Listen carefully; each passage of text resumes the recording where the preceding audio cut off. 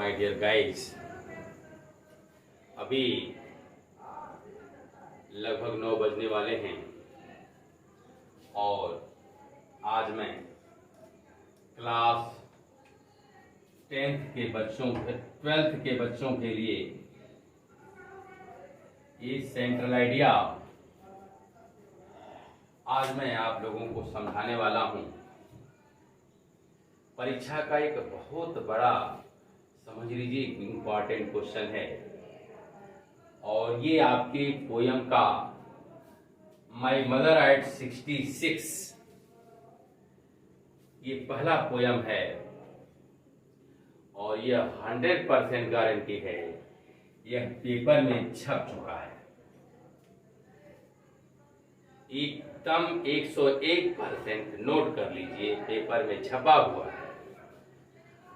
अभी से इसको तैयारी कर लें, अभी से याद कर लें, उसको कॉपी में न केवल नोट करें बल्कि पूरी तरह से इसको समझ लें, याद कर लें।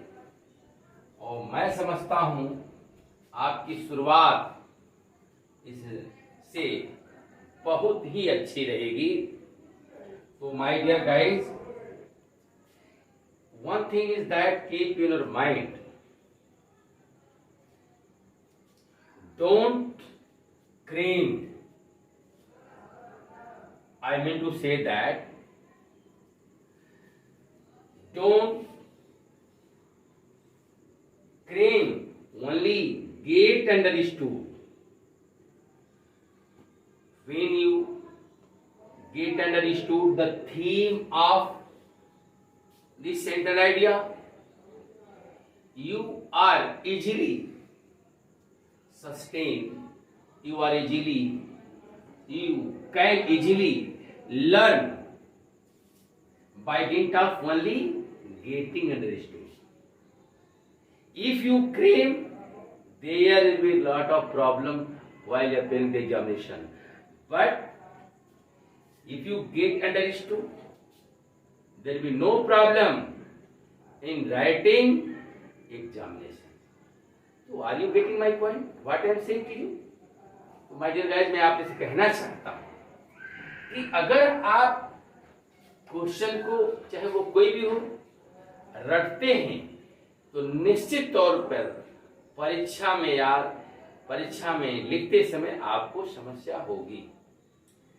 लेकिन यदि आप पूरी तरह से समझ करके लिखते हैं तो मैं समझता हूं there will no problem in appearing the examination. परीक्षा देते समय कोई दिक्कत नहीं होगी। तो इसलिए आप जो है ट्राई टू अंडरस्टैंड, समझने की कोशिश करें और उसके बाद आप लिखें। हाँ, समझ लीजिए, लाइनों को याद कर लीजिए, तो समझने के बाद लाइनें आपके लिए अपनी हो जाएंगी। रटेंगे निश्चित रूप से भूलेंगे, ये याद रखना। तो पहले क्या करना है, आपको ये पोयम पढ़ाया जा चुका है और यह अगर पोयम को अगर ठीक से समझ लिए हैं तो वैसे भी इसको याद करने में दिक्कत नहीं होगी। तो माय डियर गाइस, आपसे मैं यही कहूंगा कि भली भांति इसको समझें। अगर समझ में नहीं आता है तो कमेंट लिखें, मैं उसका जवाब दूंगा। हाँ, तो देखिए, सेंट्रल आइडिया का मतलब होता है केंद्रीय भाव। उसका जो निचोड़ है, क्विंटेसेंस है, वह क्या है ये बताता है। तो ध्यान दें, the central idea of the poem my mother at 66 composed by Kamala Das. My dear guys, देखें, जैसे जैसे मैं रख रहा हूं वैसे समझिए।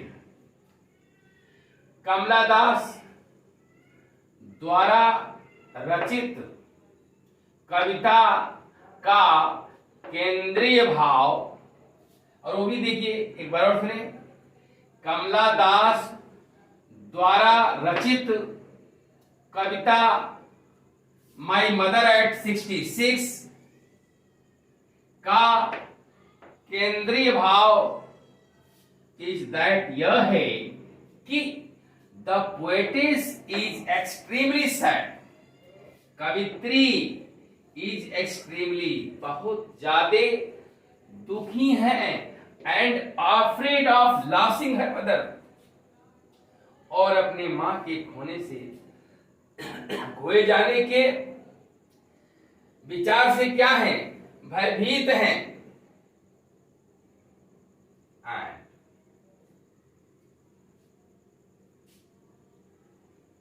देखिए, अपने मां के खोए जाने से भी भयभीत हैं। उनको लगता है कि मेरी मां बिल्कुल बूढ़ी हो गई है, यह कभी भी जा सकती है, और यह दुख बच्चा चाहे कितना भी बड़ा हो, उसके लिए मां बाप से सेपरेशन, जो अलग होने का जो डर रहता है, वो बना रहता है। चाहे दार्शनिक विचार कितना भी रख लें कि सबको everyone has to die, but it is, देखिए, वेरी डिफिकल्ट टू से, कहना आसान है, but keeping is very difficult in mind, लेकिन दिमाग में यह जान लीजिए, इसको कहना आसान है पर कि उसको रखना दिमाग में बड़ा मुश्किल है, निभाना मुश्किल है। बच्चों, कोई बात आदमी कह देता है तो बच्चा चाहे जितना भी बड़ा हो, यह डर सताता है, सेपरेशन जो अपने माँ बाप से होती है। तो माय डियर गाइस, कवित्री बहुत दुखी है, किससे? तो and afraid of losing her mother, और अपने मां के खोए जाने से क्या है, वह दुखी है, भयभीत है।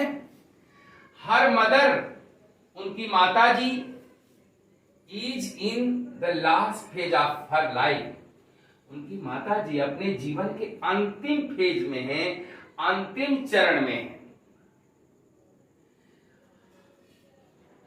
यानी वृद्धावस्था अंतिम चरण माना जाता है।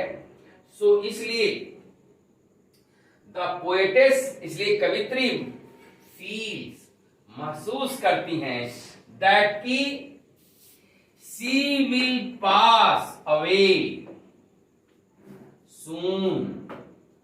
माय डियर गाइस, देखिए, वह शीघ्र ही क्या हो जाएंगी, इस दुनिया से चली जाएंगी। शीघ्र ही इस दुनिया से क्या होंगी, वह चली जाएंगी। बच्चों, एक मिनट जरा ध्यान देंगे, थोड़ा ग्रामेटिकल एरर हो गया यहां सून नहीं रहेगा बेटा। देखो, सी विल, देखिएगा, सी विल आप सून यहां रखेंगे, सी विल सून पास अवे, वह शीघ्र क्या होंगी, चली जाएंगी, गुजर जाएंगी। अब देखिए बच्चों, यहां फुल स्टॉप है, कंफ्यूज मत होइएगा। विल के बाद हमने क्या लिखा है, केवल सून लिख दिया है। इज के बाद, विल के बाद हमने सून लिखा है, बस इतना ध्यान रखना। She will soon pass away, वह शीघ्र ही क्या हो जाएंगी, इस दुनिया को छोड़ देंगी।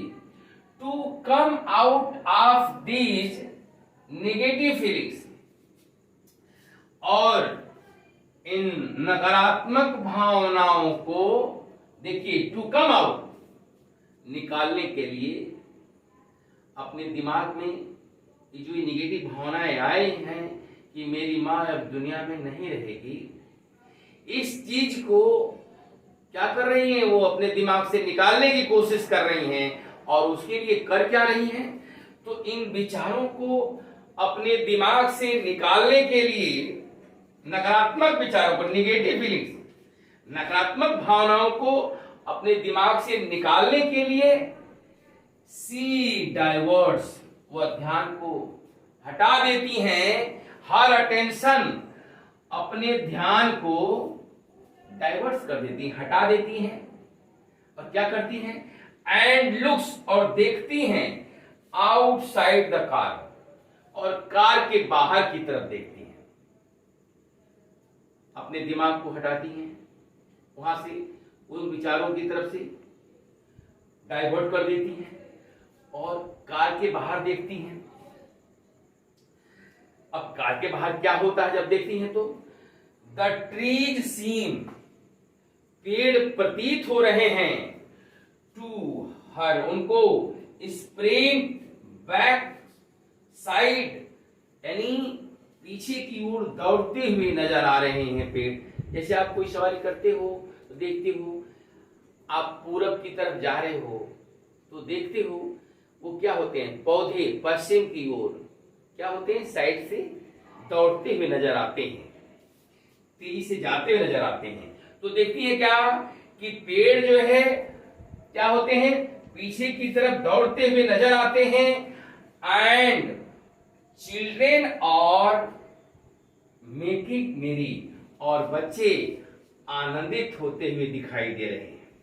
उस वक्त बच्चे आनंदित होते हुए, आपको पता है आपको या मैं कि वो बच्चे घर से बाहर निकलते हुए दिखाई देते हैं, खुश दिखाई देते हैं। तो बच्चे यहां आनंद लेते हुए दिखाई दे रहे हैं। कब? जब ये आगे कार से, जब कार के बाहर देखती हैं तो पेड़ पीछे की ओर दौड़ते हुए और बच्चे आनंदित अवस्था में दिखाई देते हैं। After the security checkup, after the security checkup at the airport, और हवाई अड्डे पर सिक्योरिटी गार्ड के चेक करने के बाद, सुरक्षा जांच के बाद, देखिए हवाई अड्डे पे जब जाते हैं तो वहां जांच होती है, तो तब ये अंदर जाती हैं।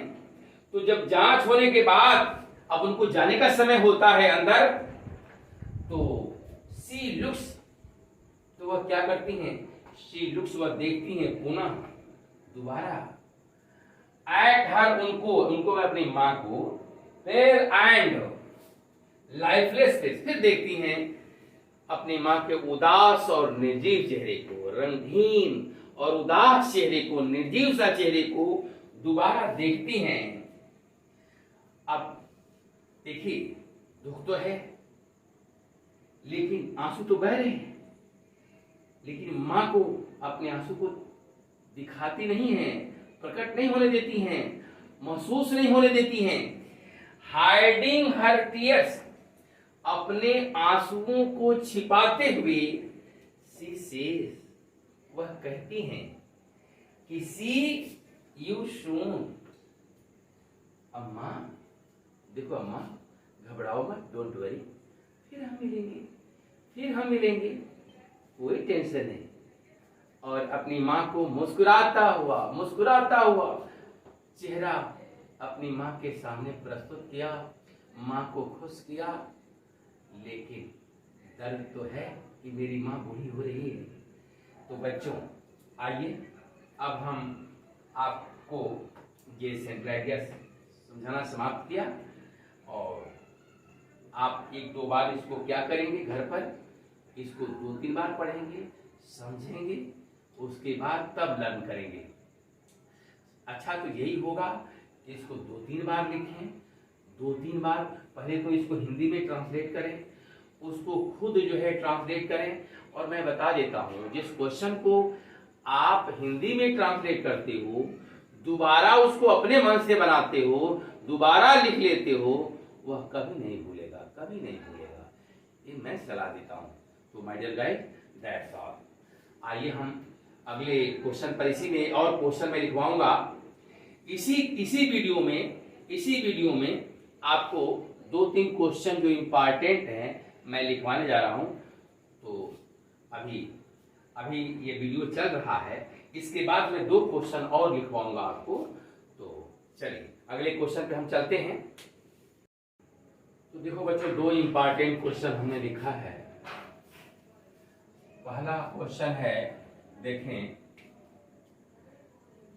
What did the poetess realise. बच्चों, कवित्री क्या महसूस की लुकिंग देखकर एट हर मदर अपनी माँ को इन द कार, अपनी माँ को कार में देख करके उन्होंने क्या महसूस किया। तो देखें उनको क्या एहसास हुआ। तो आंसर है व्हेन द पोएटेस, जब कवित्री सा हर मदर्स फेस, जब कवित्री अपनी माँ के, देखिए, face fell lifeless and ashen like that of a corpse in the car. अर्थात जब कवित्री अपनी माँ को देखा, कैसे, तो माँ के उदास चेहरे निर्जीव जैसे, यानी पीले, निर्जीव और राख एकदम पीले पड़े, निर्जीव पड़े, अर्थात बिल्कुल लाश के समान चेहरे को देख करके इन द कार में हुआ क्या कि शी रियलाइज, उनको महसूस हुआ, विथ पेन, दुख, उनको इस तरह का दुख महसूस हुआ कि ऐसा दुख महसूस हुआ अपनी माँ को कार में देख करके, उनका चेहरा बिल्कुल एकदम निर्जीव सा, उदास, लाश की तरह पड़ा हुआ दिखाई दे रहा था। और इस चीज को देख करके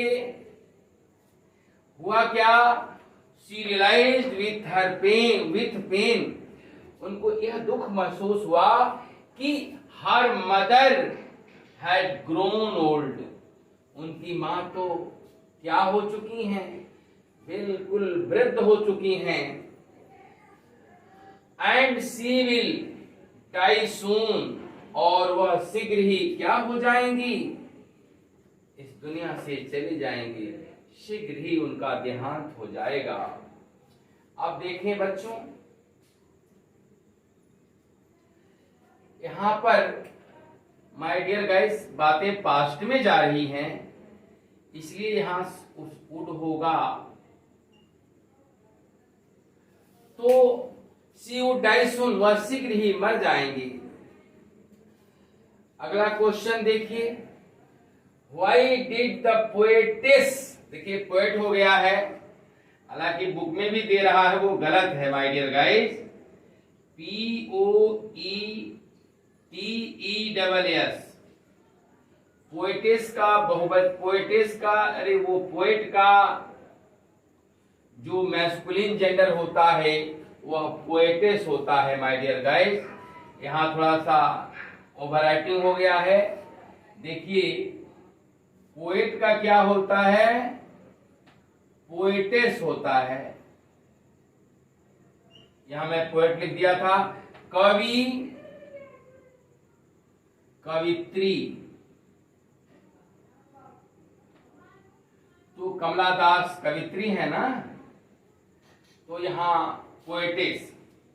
तो व्हाई डज दी पोएटेस से, कवित्री क्यों कहती हैं सी यू सून, अम्मा, AMMA, अम्मा हम शीघ्र मिलेंगे, कोई चिंता करने की बात नहीं है। I answer, at the time of departure from the airport, airport से विदा लेते समय, जाते समय, द पोएटेस, कवित्री, रियलाइजेस, कवित्री महसूस करती है, pain of her old mother also, देखिएगा, यानी अपने माँ के जो वृद्धापन है उस चीज को, उस दर्द को वह महसूस करती हैं, उस चीज को ये भी महसूस करती हैं, बड़ा दुख महसूस करती हैं। अलग होते समय, विदा लेते समय वह खुद भी दर्द महसूस करती हैं। सी सेज, और आगे कहती हैं, दिस, इस बात को, टू रिएश्योर, विश्वास दिलाने के लिए।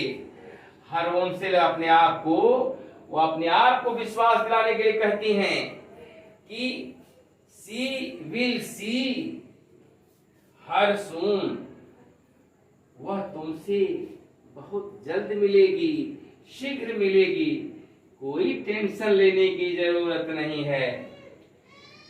दो, यद्यपि, हर हर्ट, यद्यपि उनका हृदय क्या है, इज एचिंग, यद्यपि उनका हृदय दुख से, जो है दुख से बहुत ज्यादा प्रभावित है, यद्यपि उनका हृदय दुखी है, तो भी she is sensing and ultimate realizing of life, तो भी उनके जीवन की अंतिम सत्य को, वास्तविक सत्य को क्या कर रही हैं, सेंसिंग, भाप रही हैं, अनुभव कर रही हैं।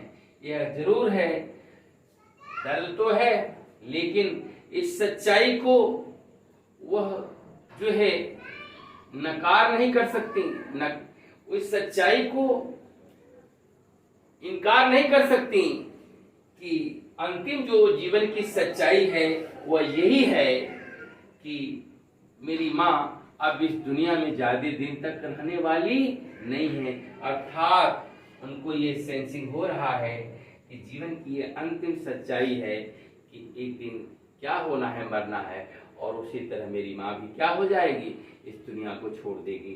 That's all.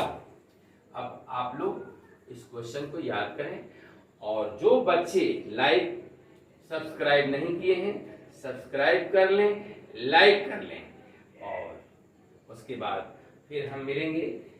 थैंक्स।